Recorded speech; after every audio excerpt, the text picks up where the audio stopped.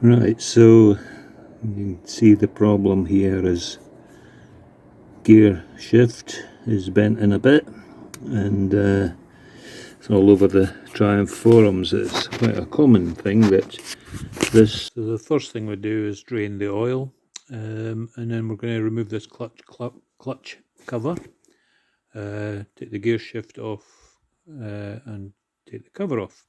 You'll see there are various different lengths of screws. There's a couple holding the clutch cable, and there's a clutch cable bracket up the front of the assembly there. As you'll see, that there are there's 3 different sizes of screws, so obviously keep a note of where they go.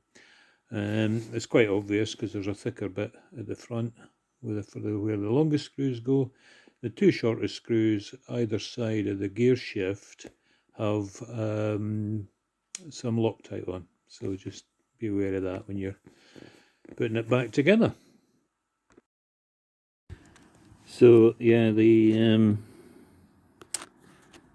if you're lucky, you'll be able to use that same gasket again, but as you can see, this one's knackered. There's bits of it still on the casing there, and there's some of it on the covers. Never mind, I've got a new one anyway. But one thing you have to be wary of is this little washer here comes off sometimes, sticks to the it's stuck to the cover and then rolled under there somewhere, so I've put it back on there to remind me where it goes. And yeah, I forgot to mention earlier that you got to take the clutch cable off the little mechanism on the bottom of that casing, but it's quite easy. It just unhooks. I'm a bit cat-handed with the camera, but it just unhooks through that little slot there. Right, I'll clean all that. Next part is to remove this cover here.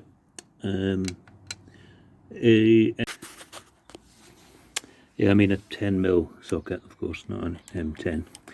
So yeah, so because there are these springs for the clutch behind it, you got to open this off, take this off, undo the screws, you know, all together, so it comes off nice and even. Right, so that piece comes off, and you can just remove the 3 springs. Then after that, it's a case of just taking all the plates. The 3 springs are out, and it's a case of removing all these plates. Now, it seems a wee bit, well, I thought it was a bit daunting to start with, but it's quite obvious because those tabs can only go in those gaps. They don't fit in those other gaps. They can only, when you're putting it back together, they can only fit in there. So it's not at all as daunting as it might first appear.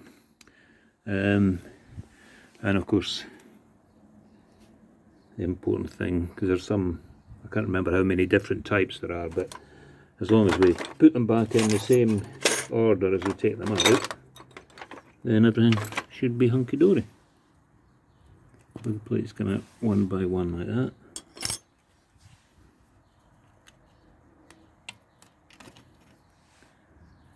And in between each one with a tab, you've got those, I can't remember which ones, anyway, you know, as long as we keep them in the same order, everything will be fine. Right, the next part is to take this big nut out. You can remove this out of the way for the time being as well, of course. And as you can see, I don't know how clear that is on the, but just there's those little pinch point. There's a slot in the nut there, and you just bend over that piece. So they recommend to get a new one every time. I have used the same nut in the past twice, but I don't know if you can get away with more than that. but it is, as I say, it's recommended to replace the nut, just because of that. You're going to be bending that lip over into the slot. Also, Triumph recommends some tool to hold this in place while you undo this. But what you can do is pop it into gear, pop that wee shaft back on, and then pop it into gear, and set the I've got it up on the axle stand, paddock stand at the moment, but you put the back wheel back on the ground, and use that friction against, because that shouldn't. Once the you can see the back wheel's turning, so once you've got the friction of the back wheel on there, that won't. Forgot to take that ring off. That won't move. So I'm going to get my big socket on that, and I'll come back to you in a minute. Right, so once that nut is off,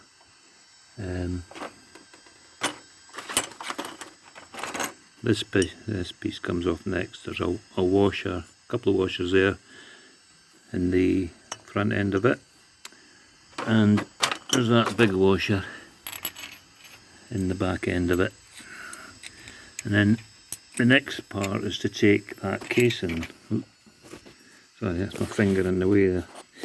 The next part is to take this casing out. As you can see, it doesn't come off, but if you wiggle it, that centre bearing comes out. Okay. Then that should come out. You got that cog there to get out of the way.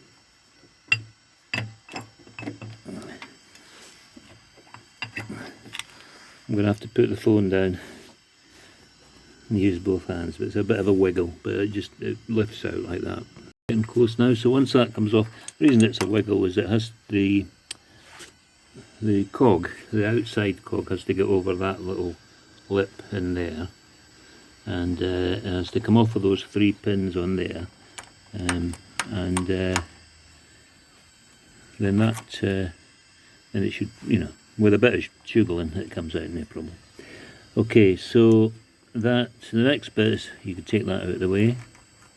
Not really important, because the next bit is just to get this bracket out. Then the piece in question should just lift out. And that's like 2 M8 bolt, 8mm bolts there. Everything else, just checking the oil seals and bits and bobs in there. Everything looks alright, nice and tidy.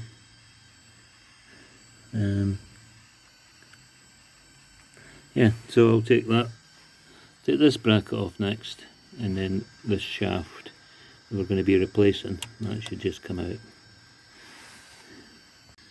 Okay, so that bit, just you pull the shaft out, twist it around the back of that chain, and then that spring part has to come out from behind that shaft in there.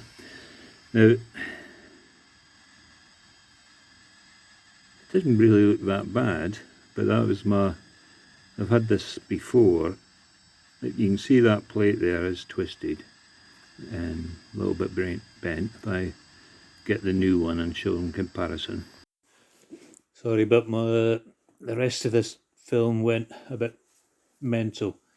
Anyway, here's a photo I've nicked off the Triumph forum showing the bent pin, and I'm afraid the rest of the video putting it back together again is gone as well, but it's a reversal of the disassembly. Anyway, good luck. I hope it's been helpful. Thanks very much for watching. Bye.